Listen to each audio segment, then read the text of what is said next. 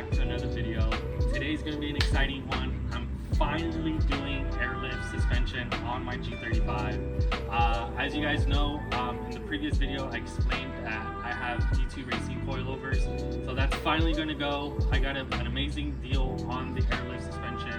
I'm actually giving the person that I'm buying the airlift suspension from my coilovers, so we're going to go ahead and be swapping, and I'm not going to cash them out for the rest. But this is going to be a pretty exciting one. I've been looking forward to air suspension. As you guys know, my car is wide body, so I do need that extra lift whenever I need that lift. For example, going over speed bumps, you know, low driveways and stuff like that. So it's going to feel amazing. This is my first time installing air suspension, so I'm pretty excited. It's not that hard. It's just like if you're installing coilovers, but in today's video, I'm going to show you how to disassemble those, and then tomorrow, I'm actually going to go pick up the airlift suspension, and I'm going to bring you guys along. All right, guys, let's go ahead and get started with this. Like I said, it's super easy. I'm going to go ahead and show you step by step on what to do, whether you have coilovers or stock suspension. There's not that many detailed videos on how to install airlift suspension. So I'm gonna go ahead and try my best and show you step by step on how to do that. As far as tools, all you need is an impact gun. So I have this one, it's a 3/8 impact. This is for my wheel locks. So this is my wheel lock to take off my lug nuts. So it's gonna go like that on my impact. And then all you need is gonna need a 12 millimeter, a 17 millimeter, and another 17 millimeter. And that's basically it. I went ahead and disassembled on one side so you guys can see what I'm talking about. So you're gonna need a 17 mil. And let me go ahead and get a better angle. So you're gonna get a 17 millimeter on one end. And with your open wrench, you're gonna go ahead and get this other side right over here. There's another bolt over there. Let me see if I can get it for you. If I can. Looks like I can't. It looks like I get locked up, but all right, like I said, all you need is to take off those two, or that one 17 millimeter bolt, and then right on top it is 3 2-millimeter bolts, which go right over there. I already got the struts out, but yeah, guys, besides that, that's basically it. The only other extra thing you have to do besides the 3 12 millimeter bolts and that 17 millimeter bolt down there holding the strut is you're probably gonna have to take off the 17 millimeter bolt as well from the upper control arm. It bolts onto the spindle, and that allows you to actually drop the coilover and take it off. You can also take it off without taking this off, but it's going to be extremely difficult. Literally, it was just one 17 millimeter bolt holding this whole thing. So I say just take it off. It would be super easy. You don't have to fight the coilover or anything like that. But besides that, that's basically it. I also got the rears disassembled, and I can actually show you the rears as well. Show you guys that really quick. So with the rears were super simple as well. It was just two 12 millimeter bolts up there, the 17 millimeter bolt at the bottom, and then you also have to take off the bucket. What I mean by bucket is there's a spring that sits right here on this bucket right here. One thing I highly recommend for you guys is put a jack underneath, right underneath that bucket, and then remove the 17 millimeter bolt holding that bucket first. And then you're probably gonna hear a pop just because of all the load on that spring with the bucket. So you might hear it pop, then go ahead and lower the jack, take off the spring, and then once you remove the spring, I would start with the 17 millimeter bolt holding the strut right here. And then after you're done with that, go ahead and take out the 12 millimeter bolts up there. After that, it's basically pop it out and you're basically done. I saved the two bun stops. I don't know if I need those for the airlift, but I went ahead and just saved it. That top one stays right there, but if you need to take it off, it just comes right off. Besides that, that's basically it. Just look at those meats. These are my 285 35/19s and 265 35/19s. Huge difference between both of them. Also, I'm gonna go ahead and bring you guys along. Went ahead and got the air struts and everything, so I'll go ahead and show you guys that just in a moment.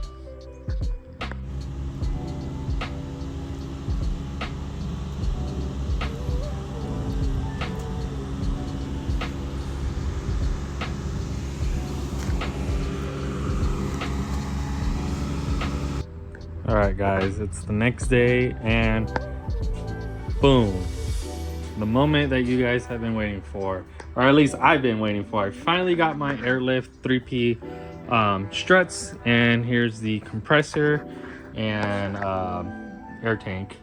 So super excited. I'm gonna go ahead and get started with it. Go ahead and install the front struts, rear struts, and then the rear bags, and that'll basically be the end of the video. On the next video, I'm gonna show you guys how to install the tank, the compressors, and how to wire all that up. And then after this is all installed, we'll go ahead and air out for the first time, see how it looks. And then on the next video, after showing you guys how to wire all this, is I'm gonna go ahead and make a trunk setup for this car. Temporarily, I'm gonna go ahead and leave that mounted in the trunk. Not secured very well, but just so I can air out and air up, just to see and make sure everything works. And then once I know everything works, then I'm gonna go ahead and make another video on how to make a trunk setup for the car. But yeah, guys, so let's go ahead and get started with this. Several days later. What's up, YouTube? Welcome back. It's been about a week since the last clip that you guys seen, and finally installed the airbags.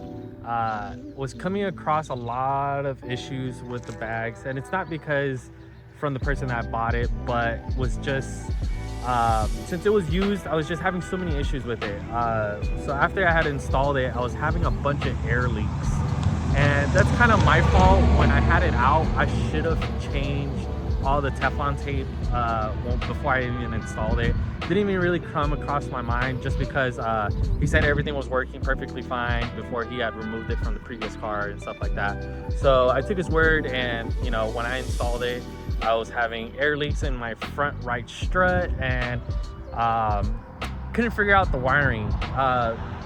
As you guys know, when you buy something used, it's kind of difficult to figure out how to install something. So I was just coming across a lot of issues. There wasn't really much information as far as like installing bags and stuff like that, and that's why I wanted to make this video for the G35 platform. There's not really no really install on how to install air suspension. There's videos of people already have it installed, or reviews on bags and so. So I wanted to make this video on like how to install bags, and especially for those people that purchase bags used and stuff like that. This is kind of like for those people out there. But yeah, guys, finally install the bags. Like I said, after a week, just because I don't have that much time to work on the car, just because I'm going to school and work and stuff like that. But without further ado, I'll go ahead and show you the bags. All right, guys, there you guys have it. Here's how the car is sitting. Did not air it out, just because I'm gonna make a quick cinematic of airing out and then some shots when it's aired out. But like I was saying, guys, so for the rear bags and struts, the strut's pretty straightforward. That was pretty easy to install. It's just like the front bags. It's the 17 millimeter in the middle, and then the two bolts up top holding the strut. So that was pretty easy. The bags were a little bit difficult, so I couldn't find any info on how to install and stuff like that. Kind of figured out on my own, and then I saw this one video. He kind of explained on how he did it, and I kind of took his word for that. So as you guys can see, this is the bucket where actually the spring sits and stuff like that. So that's where your airbag is gonna sit. So you would have to remove that. You don't have to remove it completely. I didn't drop it completely. I kind of just took out the 17 millimeter bolt hole right there, kind of just swing down. after that, you have to drill a hole for the screw to go in that holds the bag in. You would have to put a bolt through there, and then once you put the bolt, you actually screw on the bag. After I had screwed on the bag, make sure the air fitting is facing towards the center of the car. That was another thing I couldn't figure it out. So I had it pointing towards the side, and then you guys can kind of see it, have it running through and underneath the subframe, and kind of just ran it straight to the back of the trunk. So that's how I ran it. Now, the other issue I was running across was after I had mounted the screw underneath to hold the bag, nothing was holding the bag on the top. And that was one of the things I was struggling. Like I said, there was no info on that. I'm sure I could have found something, but I saw this one video, and I'll go ahead and see if I can link it on there. But basically, you would have to drill a hole up on top as well.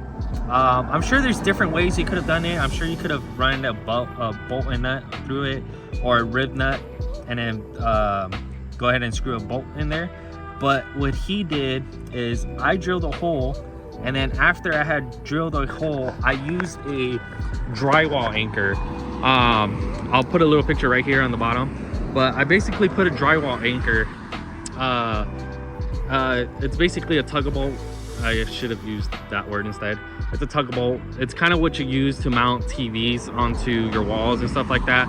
It's a screw, and then it's like a springy thingy. So that's what I used. So I drilled a hole big enough. I think it was like a 1/4 inch thick tugbolt. So it was a pretty big tugbolt. It wasn't that big where I made a big hole into the chassis, but I had screwed that little, made that hole for that tugbolt. And then after that, basically pushed it in through the bag, or there's a hole where the bag is at, and then pushed it through there, and then pushed it through the hole where I had drilled that hole, and then basically tightened the screw just like how you would like if you're mounting a TV, and then made it tight, and then that's how it's secured on the top of the bag. So after that, I did the same thing on the other side, and that was basically it. That was the most difficult part right there. The strut was pretty straightforward. Same thing goes with the front. The strut's pretty straightforward. And then after that, it was basically done. And then after that, I had ran the wiring and stuff like that. I don't have any clips of that, but I can kind of show you guys how I wired it. So what I did for the front struts, the airline, a lot of people run it underneath the car. Specifically for the G35, so you really don't have to do that. There's actually a rubber grommet. Let me see if I can find it. There, right there. You'll kind of see your brake lines and stuff like that. So right about there, there's actually a hole right through there, and it actually is a hole that leads into the inside of the car. So I kind of ran the airline through there, and then through the side of the car, right through here, ran it through underneath, and then made it come out towards the back to the tank. Same thing on the other side. And then I kind of told you guys already on the rear how I ran the rear. Ran it through the subframe and then up a rubber grommet as well. That rubber grommet is actually underneath this tray. This tray is only secured by four bolts and 4 10mm bolts. Panel comes down, and then you'll see a grommet for the trunk, and it's pretty straightforward. It comes straight out of the trunk, and then that's how I secured the airlines to the air management, and then that was basically it. Now I'm running a dual compressor, so I have the cable management for the normal management line that comes for the Airlift, and then if you're running 2 compressor, you would have to run a secondary chassis or wiring. It's like a secondary wire for your second compressor that ties into the first wiring harness, and then you would connect those together. And then I ran all that straight through on the side of the car, right over here, and it made it come right up here. Don't want to pop the hood right now just because I don't feel safe over here, but it's all right. So basically you would take out this cowl right here, and then there's a rubber grommet, ran all the cables through here, and you can kind of see right here. I bought this terminal on the side so you can mount multiple things, just looks a little bit cleaner. So it's, if you're running single compressor, it would actually be just one red wire, one black wire for a single compressor. But since I'm running a dual compressor, it was one red, one black for one wiring harness, and then the other harness had one black and one red as well. So with this terminal, I was able to mount each one of them right there, and then mounted the terminal to the battery. And then for the negatives, I kind of just, let me see if I can have it to focus, kind of just crimped it together with the battery terminal as well. And then for the rear as well, when you wire it to the air management, the first harness has a negative and positive for the air compressor. Then you would go ahead and just do red to red, black to black. Same thing goes with the other one. The second harness also has a black and a red coming out for it for the second air compressor. Pretty straightforward. That was basically it. Another thing that confused me is that when I purchased the kit, the guy accidentally gave me his subwoofer wiring as well, and that was throwing me off because that was a separate cable as well that I got with the kit, and I was thinking that was for the airlift, but it actually wasn't. It was actually an additional wiring that was confusing me. So after that, that was basically it.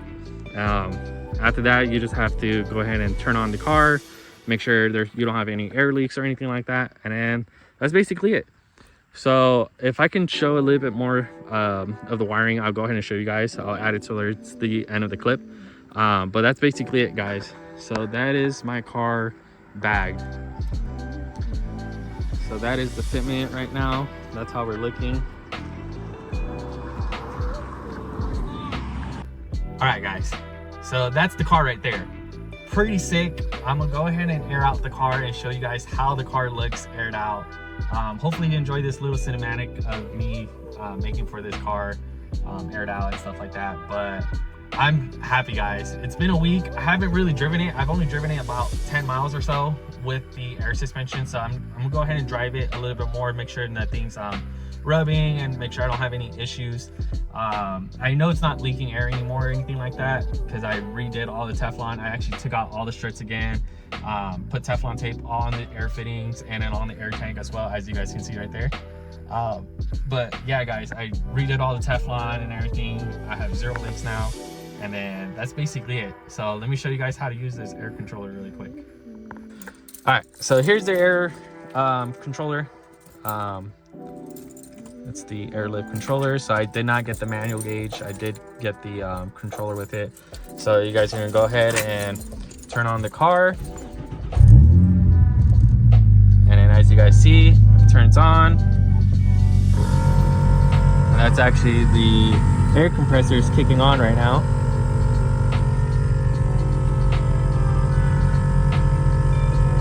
One eternity later.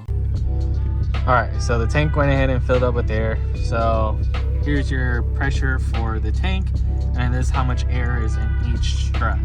So now I'm gonna go ahead and show you guys how to air out. So I'm just gonna press so I already have a preset.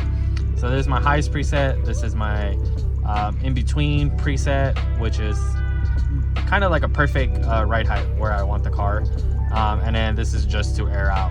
I don't air out completely to 0. I do leave like 10 PSI or so, just because sometimes when you air out, you kind of just leave the car sitting for a while. There's a debate on leaving the bags without air and with air. So I'm just gonna leave it with air. Maybe if I change my mind, I'll go ahead and just 0 it out. But you press it once and then you press it 2 times.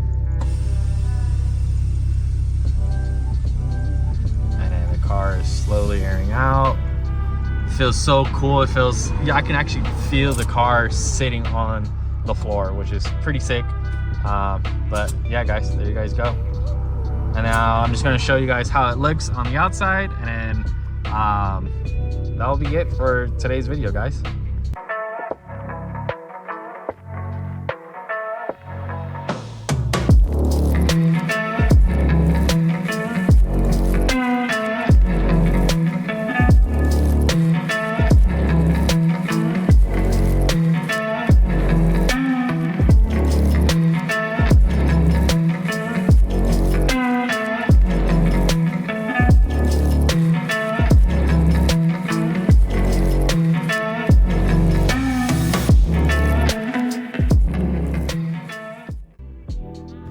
And just like that, finally bagged my G35. Couldn't be any more happier. If you guys like today's video, don't forget to like, comment, subscribe, and I'll see you guys on the next video.